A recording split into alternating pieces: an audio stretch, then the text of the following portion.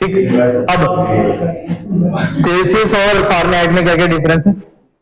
C upon 100 is equal to F minus 32 upon 180। और साथ साथ हम लोगों ने ये भी देख लिया है कि अलग डिफरेंट डिफरेंट गैसेस में जैसे जैसे प्रेशर डिक्रीज करते हैं तो एक पॉइंट पे आने के बाद सारा का सारा प्रेशर जहां पर जीरो हो रहा है उस टेम्परेचर को बोलेंगे एब्सोल्यूट जीरो टेम्परेचर। और वो कितना होता है? 0 केल्विन। और 0 केल्विन कितना होता है? बिल्कुल माइनस 273.16 इतना होता है आपका 0 केल्विन। ठीक है, अब जब टेम्परेचर की हम बात करते हैं इन सेल्सियस स्केल की, तो इन दिन कितने स्केल हो गए आपके पास टेम्परेचर के? 3 स्केल हो गए। ओके, ठीक, 3 स्केल हो जाता है आपके टेम्परेचर के। तो जब भी बात करते हैं कि तो थर्मामीटर भी बनते हैं, वो लिक्विड के बेसिस पे बन सकता है, वो आपका इलेक्ट्रिक के बेसिस पे बन सकता है थर्मामीटर भी। जैसे इस तरह से टेम्परेचर मेजरमेंट करने के हमारे पास थर्मामीटर होता है। ऐसा यूनिट होती है टेम्परेचर की केल्विन। ऐसा unit of temperature is kelvin. Kelvin को डिनोट करते हैं के। और जो केल्विन है वो कैसे यूनिट है? एक फंडामेंटल यूनिट है।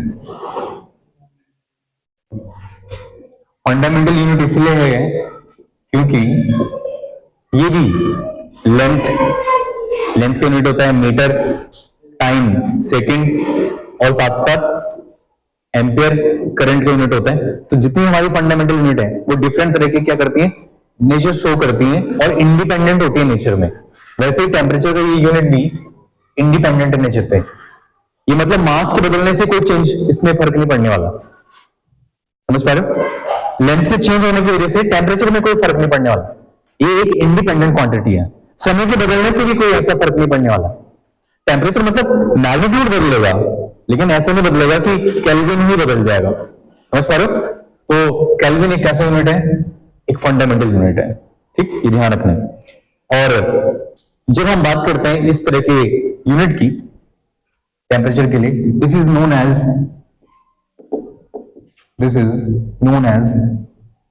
Thermodynamic scale. ये फिर एक ऐसा थर्मोडायनामिक स्केल आता है क्योंकि जब आपका थर्मल जो चीजें चेंज हो रही हैं वो ड्यू टू चेंज हो रही है किसकी वजह से? Change in temperature. जो स्टेट बदल रही है वो भी किसकी वजह से हो रहा है? टेम्परेचर की वजह से। तो इसलिए इसको बोला जाता है एक थर्मोडायनामिक स्केल। अभी नहीं, लेकिन हम नेक्स्ट चैप्टर में जब थर्मोडायनामिक पढ़ेंगे तो थर्मोडायनामिक्स में आपको प्रेशर, वॉल्यूम और टेम्परेचर इन 3 मेन कॉन्स्टेंट्स का यूज करना होगा।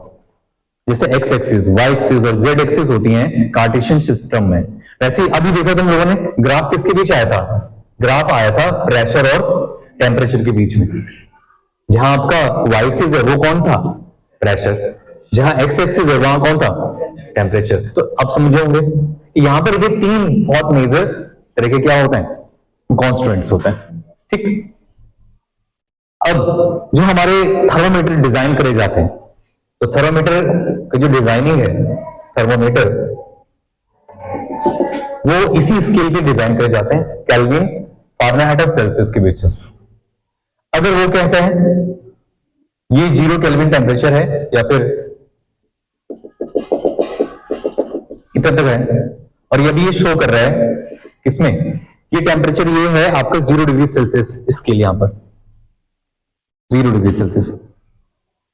जैसे ही क्या हुआ, थोड़ा सा टेम्परेचर इंक्रीज हुआ तो ये स्केल यहां से इंक्रीज होकर के यहां पहुंच गया 0 डिग्री सेल्सियस से कुछ पॉइंट तक पहुंचे। सपोज 27 रूम टेम्परेचर पे आप बात कर रहे हैं या फिर स्टीम में कर रहे हैं, तो अब क्या हो रहा है? जहां पर आपका टेम्परेचर मतलब क्या कर रहा है? लिक्विड का वॉल्यूम चेंज हो रहा है किसके बेसिस पे? टेम्परेचर के बदलने की वजह से। यहां पे इसका वॉल्यूम ये था, यहां पे इस लिक्विड का वॉल्यूम ये हो गया इतना। तो यहां पर लिक्विड का वॉल्यूम बदल रहा है किसकी वजह से? टेम्परेचर की बेसिस में। तो इसको बोला जाएगा कैसा थर्मोमीटर? ये होगा आपका थर्मोमीटर का जो नेचर है, लिक्विड थर्मोमीटर। जैसे आपका मर्क्यूरी, टेम्परेचर राइज हुआ और टेम्परेचर राइज होगा कैसे आप देख भी सकते हो, इसमें ये थर्मामीटर है। अब इसके अंदर जो रेड रेड पार्ट है, ये नीचे की तरफ ये भरा हुआ है, ये क्या है आपका मरकुरी। जैसे इसको अगर मैं होल्ड करूंगा, अब मेरे पास इतना हीट तो नहीं है, लेकिन रूम टेम्परेचर में कितना दिखा रहा है प्लीज कम, कितना है यहाँ पे 20 के बाद कितना है? हाँ कितना है ये? वहां किसे इधर की तरफ देखो ना बेटे। हाँ कितना है? 20 से थोड़ा ऊपर। कितना ऊपर पकड़ के देखो,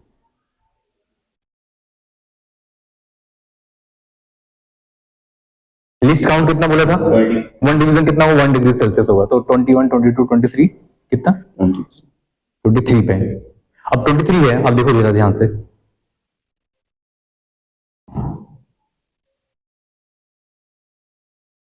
राइज कर रहे हैं। Yes sir.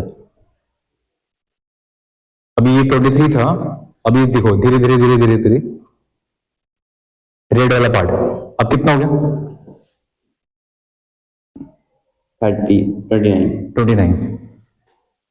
मैंने, तुम भी इसे होल्ड करके देख सकते हो। धीरे धीरे जैसे मैं क्या करूंगा, आप सराउंडिंग सिस्टम को हटाऊंगा तो मरकरी धीरे धीरे क्या हो जाएगा, ड्रॉप हो जाएगा। तो अभी इन्होंने देखा था कि 20 कितना था, 24 था। अब देख सकते हो वैसे भी नॉर्मली ना, इसको चेक कर लेना। तो अब देखो थर्मामीटर किस पे काम करता है, क्योंकि चेंज हो रहा है वॉल्यूम, इसका लिक्विड का वॉल्यूम चेंज हो रहा है ड्यू टू टेम्परेचर, तो इसको बोला जाएगा फिर थर्मामीटर, लिक्विड थर्मामीटर। अगर वॉल्यूम चेंज हो रहा है लिक्विड का, किसके बेसिस में? इलेक्ट्रिसिटी के बेसिस में। इलेक्ट्रिसिटी में हम काम क्या करेंगे, रेजिस्टेंस या रेजिस्टिविटी डिफरेंट डिफरेंट। जैसे आपको पता है कि मरकुरी का नेचर कैसा है, मेटल नेचर। रूम टेम्परेचर में मरकरी कैसा होता है, लिक्विड। अब आपने जैसे उसको क्या करा, रेजिस्टेंस या रेजिस्टिविटी उसकी चेंज करी, तो उसकी वजह से क्या होगा, करंट चेंज होगा। और जब करंट चेंज होगा तो वो फिर क्या करेगा, एक वैल्यू देगा। तो वो कैसे थर्मामीटर होगा, ये तो हो गया लिक्विड थर्मामीटर, वो होगा आपका इलेक्ट्रिक थर्मामीटर।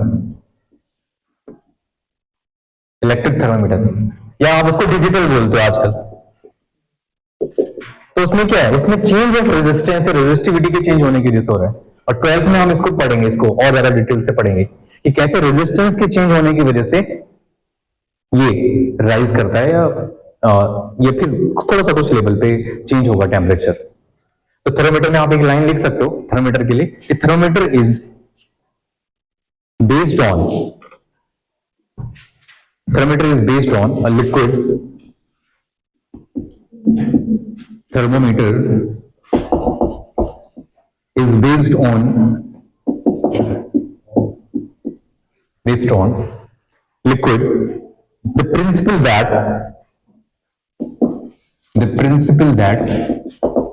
क्या होगा प्रिंसिपल इसका, चेंज द वॉल्यूम, ठीक है, किसका volume of liquid increase with temperature, that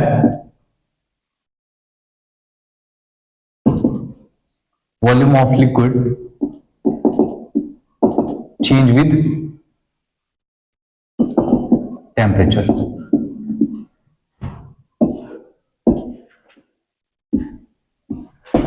ये तो थर्मामीटर इस पे डिजाइन करे जाते हैं। तो जैसे ही टेम्परेचर क्या होगा, चेंज होगा, उसकी वजह से उसका वॉल्यूम में बदल जाएगा थर्मामीटर का, ठीक है। तो ये चीज टर्म्स ध्यान रखना है थर्मामीटर के केसेस में। अब ऐसा इन्वायरमेंट में सिर्फ हम लिक्विड के साथ ही नहीं करते हैं, कलर के बेसिस में भी डिटेक्ट करते हैं।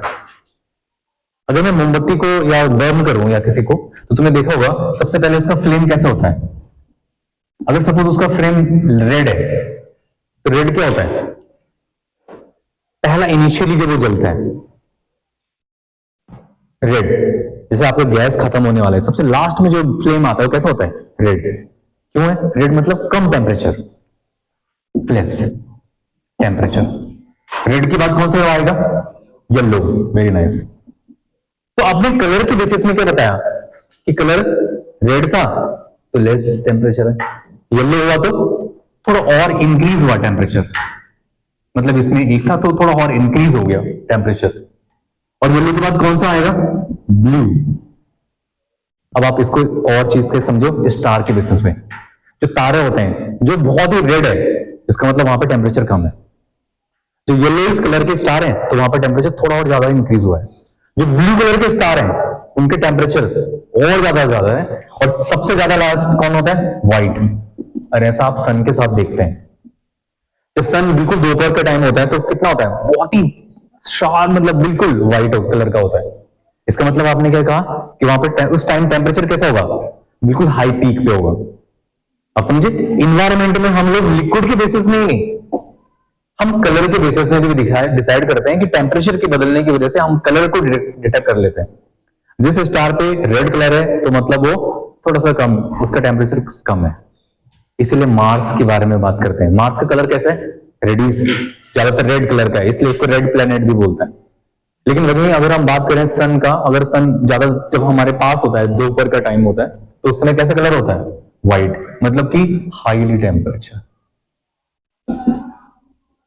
और ऐसा हम लोग अभी आगे भी स्टडी करेंगे जब रेडिएशन पढ़ेंगे। एकदम से रेडिएशन इंक्रीज मतलब ऐसा फैलता नहीं है। जब फ्लेम बहुत धीरे धीरे ग्लो करती रहती है तो फिर उसके बाद क्या होता है? सबसे लास्ट में होता है व्हाइट कलर। जैसे तुम लोगों ने उनको देखा होगा जो कि लोहार होते हैं, जब वो लोहे को गर्म करते हैं तो पहला धीरे धीरे रेड होता है, फिर येलोइश, और ज्यादा जब हो जाता है तो व्हाइट दिखने लग जाता है वो, और फिर उसको शेप दे दी जाती है। तो टेम्परेचर की बदलने की वजह से हम क्या कर सकते हैं? किसी मेटल को शेप भी दे सकते हैं, उसको बोलते हैं एक्सपेंशन। क्या बोलते हैं? एक्सपेंशन। तो हमारा नेक्स्ट टॉपिक यही है कि हमने जब क्या करा, यहां 0 डिग्री सेल्सियस था, जैसे इसको यहां पे स्टीम दी, मतलब कि कुछ दिया टेम्परेचर, और वो 0 डिग्री सेल्सियस से ऊपर राइज करने लग गया, जैसे इसमें ही है। मैंने कुछ नहीं करा, अभी फिर से कितने पे? यहां पे 20 पे। लेकिन जैसे मैं इसको होल्ड कर रहा हूं, तुम लोग भी देख सकते हो ये कितने टेम्परेचर पे? कितना? 21, 22 इतने डिग्री सेल्सियस पे दिख रहे हैं। इस कैमरा को थोड़ा रोटेट करना, और इनको तुम्हें दिख रहा है? पन्नी के रहने दो, ओके, दिख रहा है ना अभी? और मैं इसको होल्ड करता हूं, इंक्रीज हो रहा है रेड लाइन, और मैं और ज्यादा टाइट पकड़ूंगा तो मेरे अंदर की जो हीट है सराउंड से, यहां पे अभी उससे पहले कितना था? 20, और फिर जब चेंज हुआ तो 29, 30 पे आ गया। देख रहे हो? और भी मतलब इसको होल्ड करूंगा तो आपको और चीज दिखेगा इसमें। हाँ, तो ये क्या है? टेम्परेचर देने की वजह से चेंज हुआ, इसको बोलते हैं एक्सपेंशन। क्या कहते हैं? एक्सपेंशन। और वर्ड आएगा थर्मल एक्सपेंशन। हाँ जी, यस। हाँ, अर्थ का कलर ब्लू है, तो वहां पर ब्लू कलर का मतलब कि ये है कि टेम्परेचर भी हमारे अर्थ के पास कुछ ना कुछ तो है ही, साथ साथ वहां पर ब्लू कलर होने का रीजन क्या है? वाटर। हमारे अर्थ के पास मैक्सिमम 71 के अराउंड इतना हमारा वाटर सरफेस है, तो वाटर बॉडीज होने की वजह से थर्मल एक्सपेंशन। पर ये टेम्परेचर के बेसिस पे कलर आते हैं, ठीक है? तुमने देखा होगा जब गैस की फ्लेम आती है तो ब्लू कलर है वो, जनरली एलपीजी का कलर ऐसा आता है, ब्लू फ्लेम आता है, थोड़ा bluish flame. Non white colour है तो वो फिर नॉन ल्यूमिनस है, वो सन की लाइट की वजह से चल रहा है, चमक रहा है, उसका अपना कोई लाइट नहीं होता है, ठीक? हाँ, थर्मल एक्सपेंशन में देखो, अब थर्मल एक्सपेंशन में जब हम टेम्परेचर देंगे तो टेम्परेचर देने की वजह से 3 तरह के थर्मल एक्सपेंशन होते हैं, लीनियर, सरफेस और वॉल्यूम। लीनियर, सरफेस और वॉल्यूम, थर्मल एक्सपेंशन। तो आप इसमें पहले वर्ड लिख लो, heat energy. Heat energy given increase the heat energy given increase the heat energy given increase the distance between molecules. Distance between molecules. जैसे heat energy देंगे तो पहले मॉलिक्यूल बहुत पास पास थे, लेकिन जैसे आपने उसको हीट दी तो मॉलिक्यूल क्या करेंगे? अब वाइब्रेट होना शुरू करेंगे, और जब वाइब्रेशन होंगे, अब सोचो कि अगर आपको फैलना है, अगर आपके पास आप बहुत ज्यादा क्लोज टू बैठे हुए हो, तो आप अगर आप फैलोगे तो आप एक दूसरे के साथ आपके हाथ टकराएंगे, तो फिर आपको क्या करना पड़ेगा? एक्सपेंड होते समय आपको थोड़ा डिस्टेंस लोगे, तो यही होता है कि जैसे हीट एनर्जी मिलेगी तो ये क्या होगा? Increase the distance between molecules, और जब मॉलिक्यूल्स अपने डिस्टेंस को इंक्रीज करेंगे उतने ही फैलेंगे, मतलब ऐसे नहीं कि स्केप ही कर जाएंगे अपनी जगह से। तो जब वो फैलते हैं तो वो क्या करते हैं, थोड़ा स्पेस लेते हैं और फिर वाइब्रेट करना शुरू कर देते हैं। तो मतलब पहले अगर एनर्जी मिली है तो उनका वाइब्रेशन कितना होगा, लो टेम्परेचर में ऐसे ऐसे, लेकिन जैसे हाई टेम्परेचर मिलेगा तो उनके वाइब्रेशन बढ़ जाएंगे, तो वाइब्रेशन बढ़ेगा तो डिस्टेंस बढ़ जाएगी, मतलब ज्यादा वाइब्रेट करने लग जाएंगे। तो वो उसको बोलते हैं फिर एक्सपेंड होना। यही है कि जैसे जैसे किसी लोहे की तार को या फिर किसी मेटेलिक वायर को अगर हम टेम्परेचर देंगे तो वो धीरे धीरे एक्सपेंड हो जाती है। ठीक, और इसको लिख लेंगे ब्रैकेट में टेम्परेचर राइज।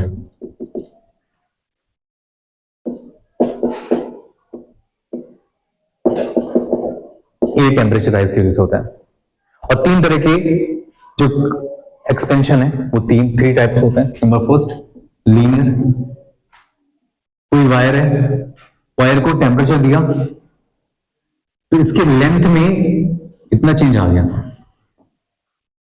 तो ये होगा linear expansion. Second one is aerial, aerial expansion.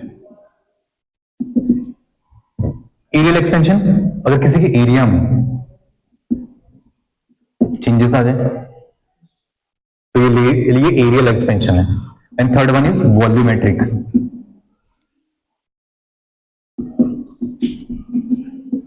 Volumetric expansion, volumetric expansion volume,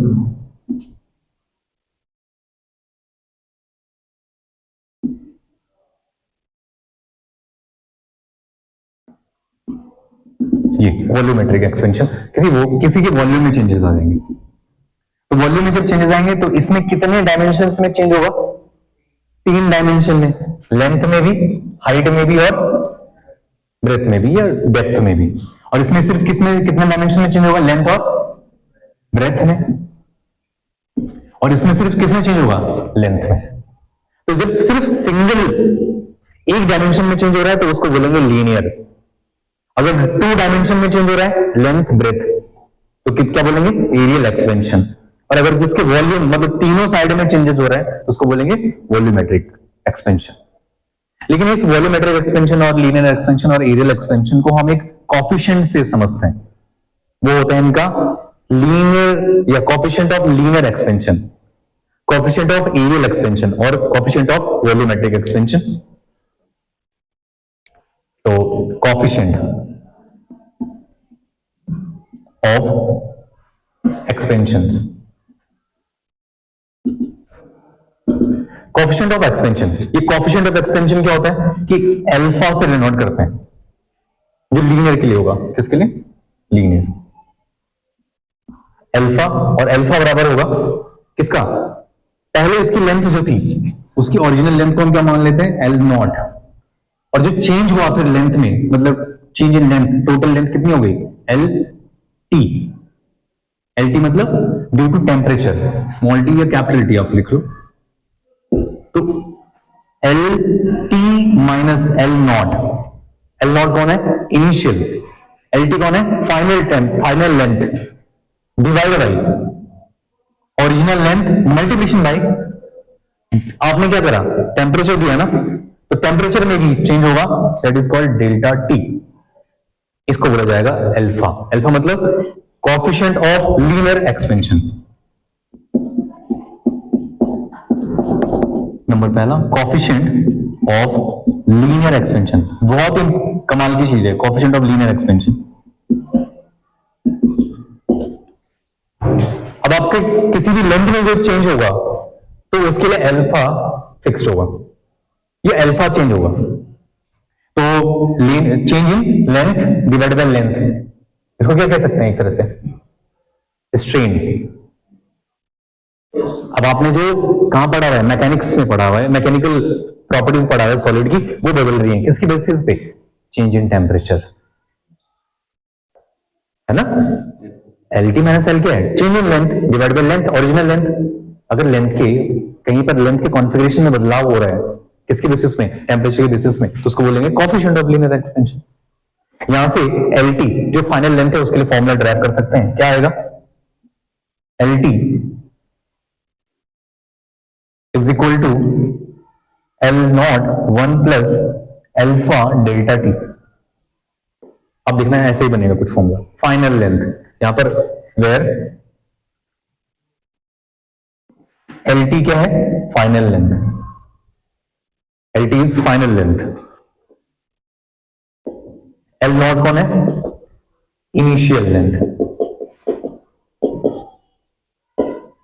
और अल्फा कौन है, कोएफिशिएंट ऑफ कौन सा, लीनियर एक्सपेंशन, और delta T change in temperature, change in temperature, इसको बोला जाएगा कोएफिशिएंट ऑफ लीनियर एक्सपेंशन। और इस पे लगा देना, यहां से जो भी टर्म हमने पढ़ी है एक्सपेंशन से, इस पे 3 स्टार के बजाय 5 स्टार लगा देना। ठीक, अब 5 स्टार का मतलब क्या हुआ, वो वाली चॉकलेट नहीं है, मतलब ये बहुत इंपॉर्टेंट है एग्जाम पॉइंट ऑफ व्यू से, बहुत बार क्वेश्चंस बनते हैं इसके, और 12th में भी पीछे नहीं छोड़े गए थर्मल एक्सपेंशन, क्योंकि अब आपने क्या करा, फैन में लगाई वायर, वायर को क्या करा, कोयल बनाई ना, फैन के अंदर होती है, कहीं पर भी सिस्टम में वायरिंग करोगे तो उन वायरिंग में टेम्परेचर देने की वजह से उनमें थोड़ा सा एक्सपेंशन होगा। इसलिए ऐसी वायर का यूज करते हैं घरों में भी, कि अगर सपोज कभी टेम्परेचर राइज हुआ तो ऐसा ना हो कि दीवारें फट रही है, इतना ज्यादा एक्सपेंड हो जाए और कहीं से लीकेज हो जाए करंट का, तो इसलिए इनका एक्सपेंशन अगर अल्फा बहुत अच्छा होगा, टेम्परेचर कितना भी राइज हो जाए, अल्फा बहुत कम होना चाहिए। ठीक, इस तरह से वायरिंग में ध्यान रखा जाता है। Area and the second one is coefficient of, क्या आएगा, हाँ, एरियल एक्सपेंशन में कितने डायमेंशन चेंज होंगी, 2, तो 2 डायमेंशन होंगी। इसके लिए हम लोग एनसीईआरटी में अल्फा एल और अल्फा वी, अल्फा ए करके दिया हुआ है, तो आप क्या पसंद करोगे, कुछ स्टैंडर्ड बुक में बीटा से डिनोट करते हैं। ठीक, तो हम बीटा यूज कर रहे हैं। Beta is equal to change in area, final area divide by initial area upon initial area into delta T. देखो कितना चेंज हो रहा है, बस थोड़ा सा वैल्यू को ध्यान रखना है। एल टी मतलब फाइनल, इनिशियल और डेल्टा टी। अब कर दो साइन। नेक्स्ट इससे क्या हो जाएगा, एटी कितना, एटी का फॉर्मूला क्या बनेगा, A T final area is equal to initial area 1 plus alpha की प्लेस में क्या आएगा, beta, beta into delta T, ये बन जाएगा। ओके, तो ये बन गया आपका कौन सा, फाइनल एरिया का। फाइनल एरिया नहीं, फिर से एटी को क्या बोलेंगे, फाइनल, इसे क्या बोलेंगे, इनिशियल एरिया, बीटा को कौन सा बोलेंगे, coefficient of aerial expansion,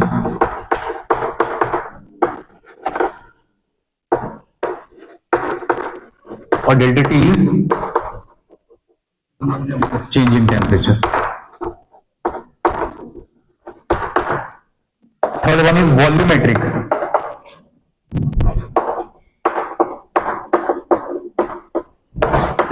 coefficient of volumetric expansion. यहां पर क्या बनेगा वॉल्यूमेट्रिक के एक्सपेंशन में, हाँ, gamma, and gamma is equal to, अब तो आप इस दोनों फॉर्मूले से फैमिलियर हो चुके हो, बताओ क्या आएगा पहले, फाइनल या initial, final minus initial divide by initial into change in temperature, है ना। न्यूमेरिकल क्वेश्चन के सॉल्यूशन के लिए आपको बहुत नीड पड़ेगी इसकी, और यहां से क्या निकल जाएगा, वीटी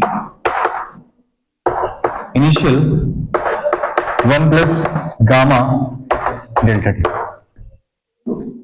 ये बन जाएगा। और वहां से क्या बनेगा, फिर से ये कौन है, फाइनल, इनिशियल, और यहां पे गामा को क्या बोलेंगे,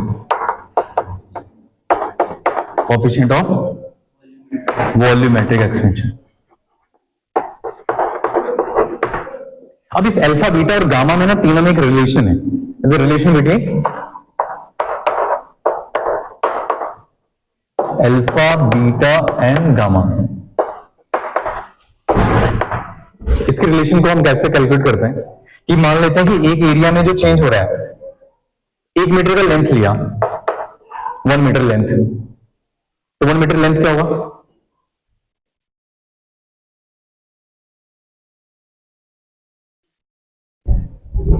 अल्फा बीटा गामा की अगर 1 मीटर लेंथ में चेंज आ रहा है तो इसका इस लेंथ में जो चेंज आएगा उसको क्या बोल सकते हैं? अल्फा। एक इस वाली लेंथ में भी चेंज आएगा अल्फा, तो मतलब समझ रहे हो ना, एक्सपेंशन हो जाएगा इसमें। अगर 1 मीटर लेंथ में जो चेंज आएगा तो ये कितना हो जाएगा? चेंज हो जाएगा 1 प्लस अल्फा। मतलब पहले 1 मीटर लेंथ था और अल्फा जो चेंज हुआ तो उसको मैंने सम कर दिया उसके साथ 1 प्लस अल्फा। अब देखो इसका जो एरिया होगा पहले वाला एरिया तो कितना होगा? एरिया चेंज इन एरिया हो जाएगा 1 प्लस अल्फा का होल स्क्वायर, क्योंकि 1 plus alpha into 1 plus alpha अगर आपके स्क्वायर है तो। और इनिशियल एरिया कितना होगा? Initial area 1 into 1 square. हमने क्या माना है? एक स्क्वायर है 1 मीटर का तो उसका एरिया होगा 1 इन 1 जा 1। लेकिन अगर उसमें थोड़ा सा एक्सपेंड हो गया वो, तो ऐसे तो नहीं होगा, एक ही डायमेंशन से एक्सपेंड होगा, दोनों तरफ से एक्सपेंड होगा, मतलब 1 प्लस अल्फा इधर भी आएगा 1 प्लस अल्फा इधर भी आएगा, तो इनको इंटू कर दो 1 plus alpha into 1 plus alpha का होल स्क्वायर। अब समझे? और चेंज इन एरिया में कितना आएगा? चेंज इन एरिया में जो बदलाव होगा वो आएगा A T minus A not, ये देखो। और ए टी कितना है? अब फाइनल कितना है? 1 plus alpha square, 1 plus alpha square minus 1 square, 1 plus alpha का whole square, A plus B का whole square, 1 square plus alpha square plus 2 alpha minus 1 square, cancel. Alpha square जो expansion होता है बहुत मतलब माइन्यूट होता है, बहुत मिनिमम होता है, इसलिए अल्फा स्क्वायर को क्या बोल देंगे? Neglect. Alpha square is negligible.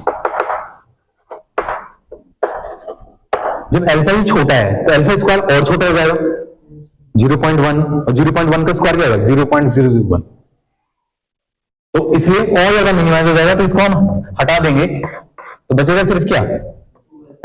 Delta E is equal to 2 alpha. तो इसका एक्सपेंशन क्या था? Coefficient of aerial expansion is beta, so now beta is equal to change in area 2 alpha, area 1 square मतलब 1, और ये सारा काम कितने चेंज में हो रहा है? 1 डिग्री सेल्सियस के चेंज होने की वजह से। हमने डेफिनेशन में बताया heat energy given by increase the distance between the molecules, कब? When the temperature is 1 degree Celsius. Temperature कितना होना चाहिए? 1 डिग्री सेल्सियस। तो 1 डिग्री सेल्सियस टेम्परेचर मिलेगा और उसमें चेंज आएगा तो उसको बोलेंगे एक्सपेंशन। तो 1 डिग्री सेल्सियस में हो रहा है ये 1, तो बीटा इक्वल टू कितना आ गया? 2 अल्फा। ऐसा मैं वॉल्यूम के लिए भी करूंगा।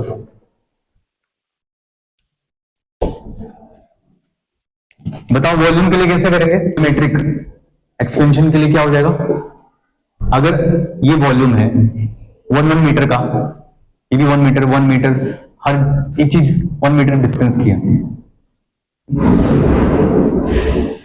तो फिर अब क्या होगा इसमें कि इसमें जब एक्सपेंड होगा इधर से इधर से इधर से, ये एरिया हर एक डायमेंशन में चेंज होगा। कितने डायमेंशन में चेंज होगा? कम से कम 3 डायमेंशन में चेंज होगा, और जब 3 डायमेंशन में चेंज होगा तो इसका फाइनल वॉल्यूम कितना आएगा? 1 प्लस अल्फा का क्यूब, और 1 प्लस अल्फा का क्यूब, और इनिशियल वॉल्यूम कितना होगा? यस 1 क्यूब मतलब 1। सेम है जैसे मैंने एरिया के लिए करा, इस बार 3 डायमेंशन में चेंज होगा, ए क्यूब तो L into B into H, तीनों में चेंज होता है वॉल्यूम में। अब change in volume 1 plus alpha cube minus 1 का cube plus alpha cube plus 3 alpha, और क्या आएगा? 3 alpha square, A cube plus B cube plus 3 A B plus 3 3a² b और एक में 3ab², दो टर्म बनते हैं ना, और -1 वाला टर्म तो खत्म। α³ और α² नेग्लिजिबल, क्यों? बहुत छोटा है, तो α² और अल्फा को हम क्या लिख सकते हैं? नेग्लेक्टेड कर देते हैं, नेग्लेक्टेड। तो ओनली क्या बचेगा? Delta v is equal to 3α। तो गामा कितना हो जाएगा?